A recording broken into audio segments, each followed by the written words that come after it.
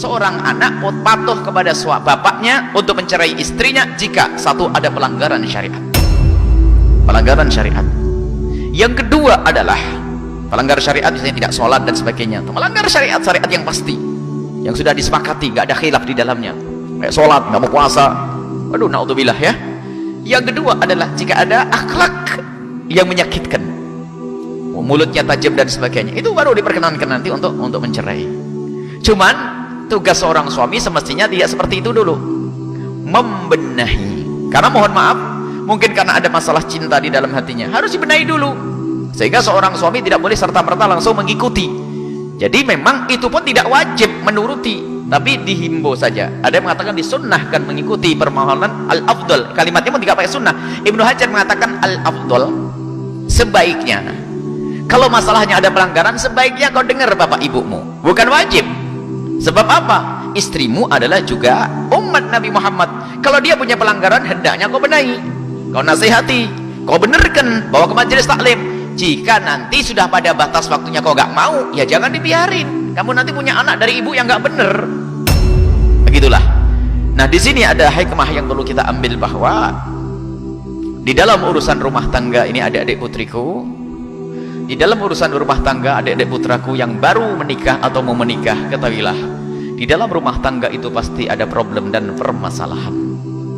Maka dari itu, jangan segala yang terjadi di dalam rumahmu kau perdengarkan kepada orang tuamu. Ini biasanya dikit-dikit ngadu ke orang tua, sementara orang tua itu mesti punya kecemburuan dan biasanya mendahulukan tidak terima. Oh begitu anakku diperlakukan kayak begini.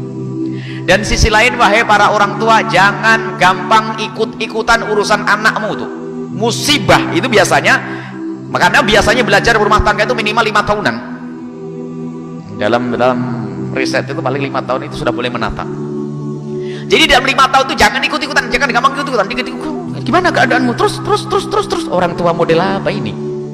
Ini banyak, jadi serba salah, sehingga menantunya itu bingung mau berbuat apa, bingung. Naruh jam saja ditegur sama ibunya, kamu jam kok di sini, urusan sepele. Coba begini, biarkan dia suka-suka rumah tangganya sendiri kok, bukan pelajaran syariat. Ini ada orang tua memang ikut-ikutan, dan coba kalau sudah orang tua ikut-ikutan itu ruwet rumah tangganya anaknya. Cuman sebagai seorang anak hendaknya terbuka atas kritikan dari orang tuanya, terbuka. Tapi sisi lain, wahai para orang tua, jangan ikut campur. Makanya lebih mudah membangun rumah tangga, lebih mudah di saat seorang anak itu membuat rumah yang mandiri. Sebab apa? Orang tua itu adalah tidak cukup dengan akal berbicara kepada anaknya, kadang dengan nurani. Padahal seorang anak itu lapar sehari saja dengan suaminya bisa senyum, tapi ibu-ibunya gak terima. Nah, seorang istri makan dengan kerupuk dengan suaminya dinikmati, kadang ngerti, pikir masa depan. Abang, kita nabung saja bang, padahal sudah sepakat ya tadi. Bang gimana bang? Padahal yang minta istrinya, kita makan irit saja bang ya. Iya dek, enggak apa-apa. Tak taunya giliran makan kelihatan ibunya, jadi kamu sama suamimu cuma dikasih makan begitu, ya kan? Padahal istrinya sudah nerima ini memang untuk pikiran masa depan. Makanya orang tua yang suka ikut-ikutan merusak juga itu. Ya ini hati-hati nih, para orang tua ini. Jangan ikutkan, biarkan dia belajar. Kecuali ada pelanggaran syariat yang terlihat di mata, itu pun cara negur dia tidak langsung negur. Kamu punya istri gak begitu? Oh tidak. Nak, gimana kabarmu nak? Gimana istrimu? Baik ya bah. Kamu punya tanggung jawab di hadapan Allah ya nak ya. Lihat istrimu dibenarkan ya, tapi cara benarkannya yang baik, bukan emosi. Kamu punya istri gak benar tuh, sudah buang saja itu orang. Saya tadi dengar ceramah dari Buya, boleh cerai itu. Baik. Tidak begitu lah ya. Jadi para orang tua jangan mudah ikut campur. Yang menjadi ruwet rumah tangganya anak itu karena orang tuanya suka ikut campur, dikit-dikit sampai tahu detail-detailnya. Dan memang ada seorang suami itu memang tidak tahu itu. Suami itu kalau sudah ketemu sama keluarganya cerita semuanya, habis di rumah tangganya, sehingga istri yang menjadi minder masuk rumah tangga suaminya. Minder, kayak terkunci, serba sana. Kadang seorang suami tidak bisa membela istrinya, padahal istrinya tidak salah, hanya pandangan keluarganya, hanya karena nggak enak kok. Yang ngomong kakak saya, yang ngomong ibu saya nggak enak. Jelaskan, bela itu istri. Berarti sebagai suami tetap menjadi pelindung. Dan engkau menikahi dengan istrimu dengan mitsaq ghalid, disebutkan. Mitsaq ghalid itu apa?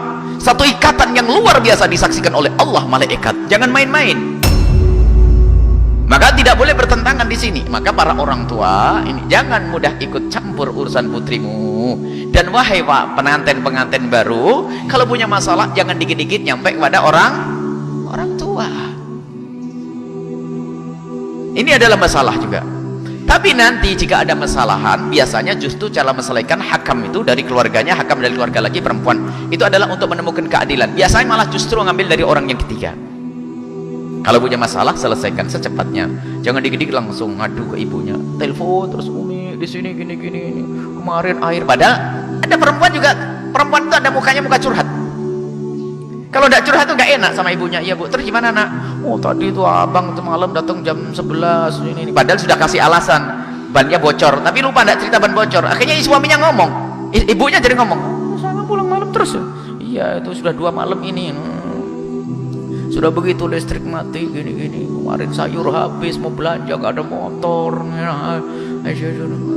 Ibunya, sudah kamu pulang aja kalau gitu. Ini ada perempuan yang mudah ngadu, nggak bakal tentrem nanti ya. Ada adik putriku yang pengantin baru dan pengantin tua, itu tolonglah lah. Jangan kalau punya masalah jangan gampang ngadu ke orang tuh. Sebab orang tua itu tidak memandang dengan akal saja, tapi memandang dengan hananah, dengan kasih sayang, sehingga gampang tersinggung. Kalau anak laki-lakinya itu diperlakukan nggak bener, itu pasti marah. Kalau anak perempuan dilakukan nggak bener, pasti marah. Padahal perlaku itu kadang-kadang nggak sengaja. Ya, jadi para orang tua jangan mudah ikut campur urusan anak-anakmu, dan para anak jangan dikit-dikit ngadu ke orang tua.